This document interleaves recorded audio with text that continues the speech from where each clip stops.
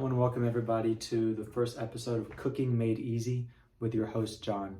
Today we're going to make chicken tikka masala, which is my take on a traditional Indian recipe that you'll typically find in any Indian restaurant that you go to. I'd say it's probably the most popular dish that I've found in Indian cuisine. So this is not your traditional recipe as how they would make it, but I think it's a comparable taste and it's a lot easier to make. So my process is a one-pot recipe. So I use my Instapot. You could use a stovetop with a large pot. You could use a crock pot. It doesn't really matter. But I use the Instapot, and it's basically one pot, cook it 4 or 5 hours, and it's done, and it's ready to eat. So hopefully you'll find this enjoyable, informative, and try it yourself, and let me know how it goes. All right, we're gonna begin to make the chicken marinade. So what I've done is I've put about just scant of 2 pounds of chicken into a bowl. First things first, we're going to add yogurt. It is plain yogurt. You don't want to use Greek yogurt. The texture is a little bit different. So I like using this because it's a little less thick, and we want to add just a little more than a cup. So that's going to be about 250 grams if you're using a food scale. Personally, I always like using a food scale because it is just more precise. I don't have to get measuring cups all messy. It's less cleanup to do at the end. It's just easier for me. I use a food scale for everything, basically. So about 250 is what I'm looking for. 242, yeah, pretty close. That's good. Okay. Next, we're gonna add some spices.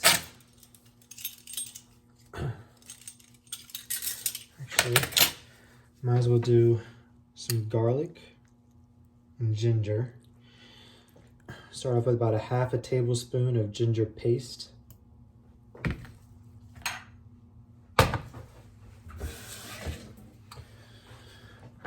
going to do 1.5 tablespoons of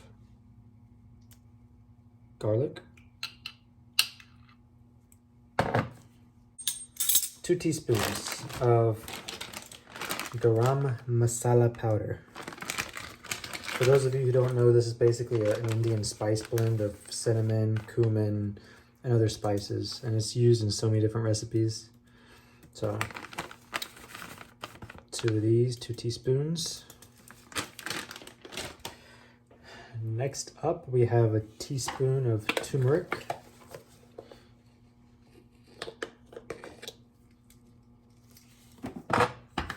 1 teaspoon of ground cumin.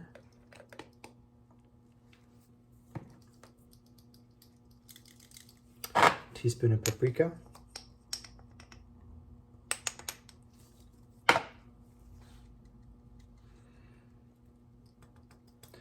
1 teaspoon of Kashmiri chili powder. Oops. This stuff is pretty good. It adds color and adds flavor. Also adds a little bit of a kick.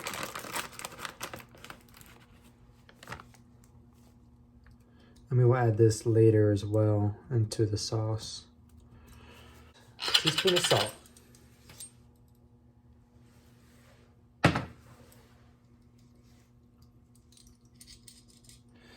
Alright, so I have these gloves on because I was handling the raw chicken. Obviously I washed my hands before handling the spices, but the second purpose for these gloves is I like to get a little down and dirty with the chicken. So, use my gloves. You can do it bare hands if you want to. And basically just combine all this stuff. Get it nice and mixed. You don't want any clumps of spice or anything like that. So, ideally you want to have your chicken, if it's frozen chicken, you want to have it thawed out. And what I like to do, I like to get this marinade ready the night before. So I just have it marinating overnight. And then I typically eat my meal for dinner. So I'll put it in the slow cooker around like mid-afternoon and it's ready by dinner time. So, I mean, this can sit here for an extended period of time. You don't have to worry about it marinating for too long. The longer the better. And so for the sauce, we put about 1.5 tablespoons of garlic. I like to use garlic paste. I get this at the Indian store. Just really simple. It really distributes well, unlike using a your traditional like minced garlic or mincing it yourself. This is just a lot more fine and it really distributes. Next, we're gonna add about a tablespoon to a tablespoon and a half of ginger paste, and this gives it a nice kick. So one of the things I like to do, as you can probably tell, is I like to get all my spices, everything together before I cook it. I don't like to be scrambling at the last second trying to, you know, get the spices as I'm cooking, and then, you know, it just doesn't turn out so good. Ideally, you know, I have things separated. I have a little bowl right here where I'm going to put the dry spices for the sauce. And now for the actual sauce, there's two components. There's a tomato sauce component and there's a heavy cream component. So right now I'm going to add the heavy cream. And so, you know, in an effort to make this a little healthier, I mix it, half heavy cream and half evaporated milk. You can do one or the other if you want to. Typically I like the texture of the heavy cream, but then again, you know, trying to, you know, reduce the empty calories that I'm taking in. So I do like to use the evaporated milk, and honestly, you really can't tell much of a difference. So for the cream, we need 1 1/4 cups, which is roughly 300 grams. And knowing me, I like using my scale. So for the rest of this, I have some left over from last week. And then I'll fill the rest up with heavy cream. About 300 grams. And then into this container, we're gonna put a teaspoon of brown sugar. Tons of that. I might add just a little bit more. And just mix it up. A common complaint with Indian cooking is that there's just so many spices. It's so involved, it's an all-day thing. And so that's why I'm a firm believer that it's important to be prepared and be organized. So I got all my spices lined up here. These spices are going to be for the actual sauce. So we'll start using these when we actually begin to cook the meal. All the spices we need for our marinade are already done. It's marinating. So at this point, I'm just getting the other spices together. And you're just gonna get a little bowl and combine these in there. So we're gonna start off with 2 teaspoons of paprika.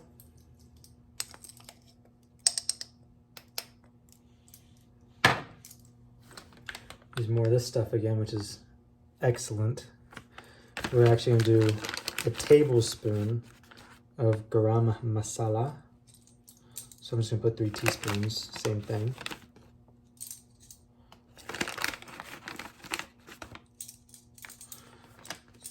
We have 1 tablespoon of ground cumin.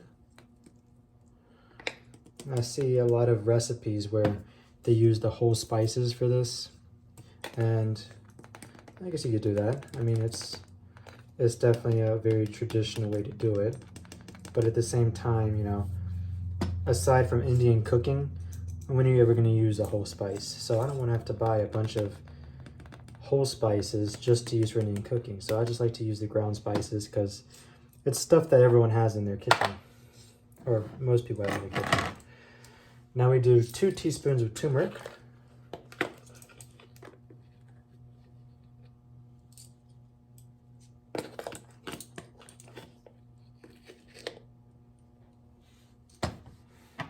And we're gonna do 2 teaspoons of coriander, ground coriander, which, fun fact, it's also referred to as cilantro, which most people over here know it as that. In the UK, it's called coriander. Okay, and that is our dry spices. All right, we're almost done assembling the ingredients for the recipe. The next item we need is the tomato sauce. So I like to use a brand called Passata. You can find this at your local grocery store. I get mine at Harris Teeter, which is what we have in North Carolina. So I put 14 ounces. You can measure it on the measuring cup or just use a scale. 14 ounces of passata. Do a rounded teaspoon of salt. You can always add more later. 1/2 to 3/4 of a teaspoon of chili powder. This is my personal preference. You can add more if you like your food spicier. I know most people that are accustomed to traditional Indian will like their food quite spicy, but this is a good kick and it's tolerable for American taste buds. And then I like to do a little bit of a rounded scoop of Kashmiri chili powder.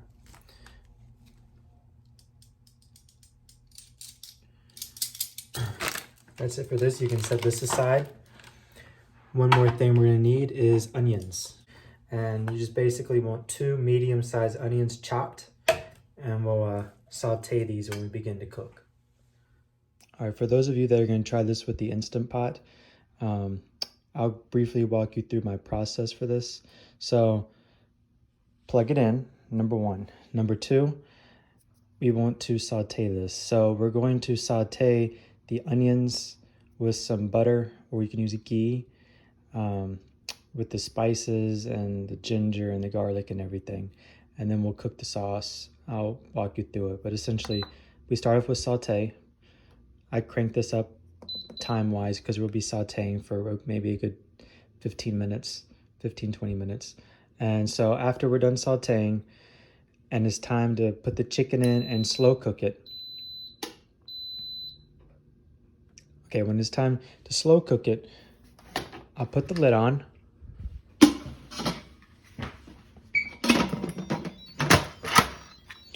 And then we'll go down here to slow cook. We actually gotta cancel slow cook. And I'll put on more. So that's gonna cook it faster. So it should be done in 5 hours. Typically it's done sooner. So even around like 4 hours, it's ready to eat. One more thing to do is once you get all the food in there and start it cooking, make sure that this is released. So right now it's sealed and it's pressurized. So when you push this button, it releases the pressure, allows the steam to escape, and that's just gonna, we don't want to pressure cook this. We're trying to slow cook this. So make sure that's released. Typically, most people won't have ghee. My mom makes this homemade ghee, so we use butter, and it's a whole process. I can make another video on it if there's interest in learning how to make it. But essentially it's butter that has all the water and milk separated out of it, so it's pure butter fat. So it's definitely something that's very useful, especially with Indian cooking. Part of the thing that makes ghee so nice is that it doesn't burn as easily as butter does. Butter burns easy because of the milk solids in it. This has a very high smoke point, so you could almost fry with this stuff. So I use ghee and get that melting, and then we'll add our onions and cook our onions for a good 5 minutes.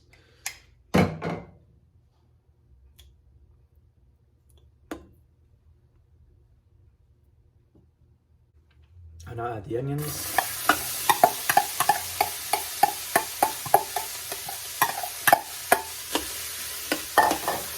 Give it a good mix, and we want this to fully saute. So we're gonna wait for it to become translucent.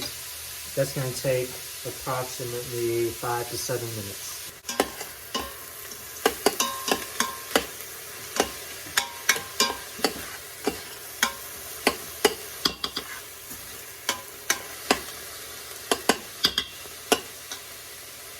All right, so I'm thinking this is looking pretty good right now.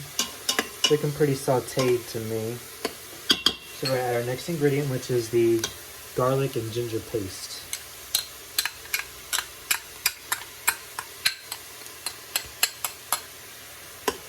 So mix that in a little bit.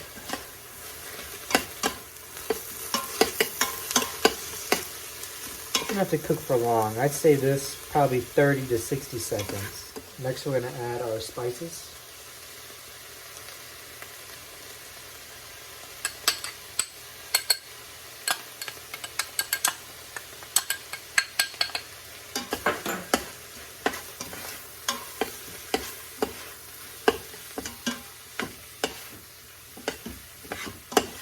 I'll say maybe a cook these for about 30 seconds as well. Doesn't have to be really long. We don't want our spices to burn. Okay, next we're gonna add our mixture of passata tomato sauce with the chili powders and the salt. We should get all that good stuff out of there. We don't want any left behind.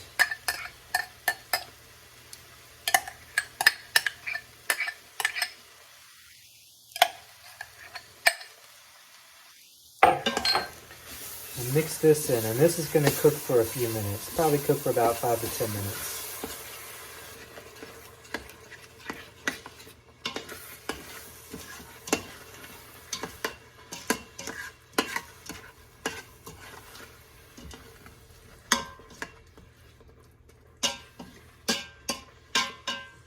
Next thing to do is to add the cream. So this is our heavy cream and brown sugar mix.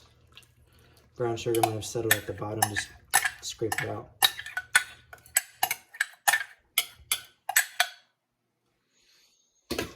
Give this a good mix. I like to let this cook for maybe about 3 to 5 minutes. Just make sure it's all well mixed. It should look kind of orange in color.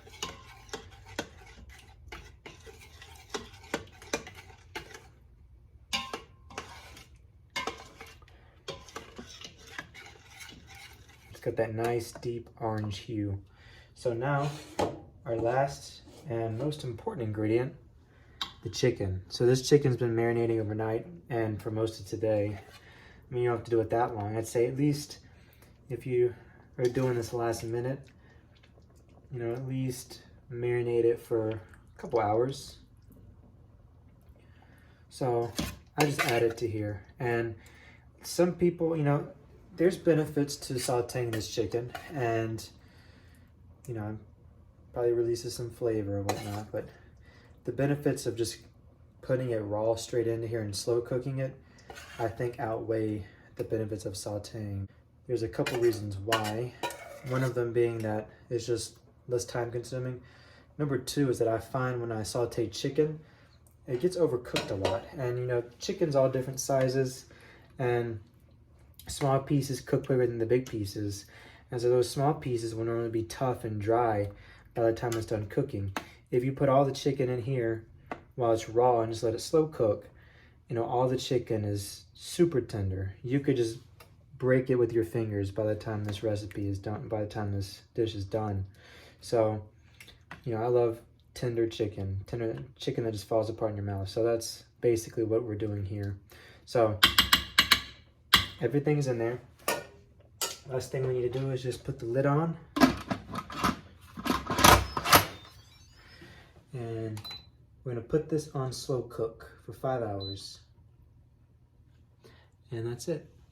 All right, here's our finished product. So good. I've already sampled it too. So this is a dish that I wouldn't recommend just eating by itself. You could, but I would always pair it with rice.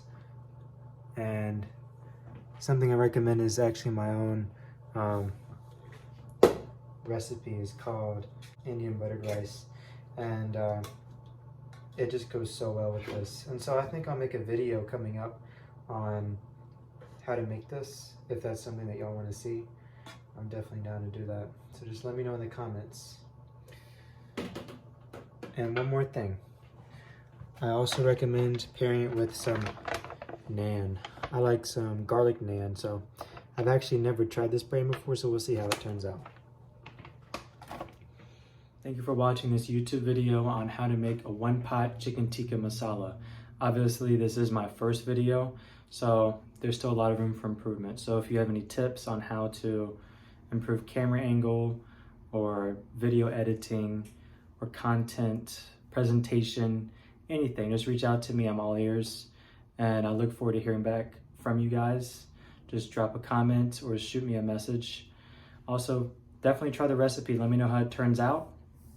And if you make any changes, let me know, because I might try it myself. So last but not least, if you guys enjoyed this video and want to see more, definitely like and subscribe Share this video with your friends and let them know that I'm starting a YouTube channel, and I really appreciate your support.